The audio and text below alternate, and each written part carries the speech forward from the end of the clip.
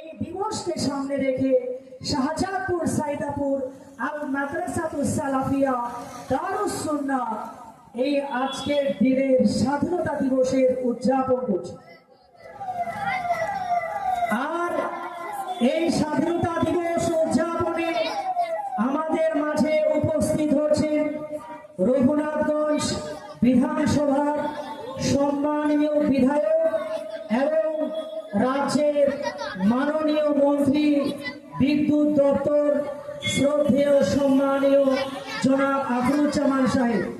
আমি আমার ছাত্র ভাইদেরকে পুষ্প দিয়ে মাননীয় মন্ত্রী সাহেবকে বরণ করে নেওয়ার জন্য আহ্বান করছি। পুষ্প দিয়ে পশ্চিমবঙ্গ সরকারের মাননীয় মন্ত্রী সাহেবকে স্বাগতম জানানো হচ্ছে। Welcome in our madrasa, Honorable Minister in charge, Electric and Power Department, Government of West Bengal.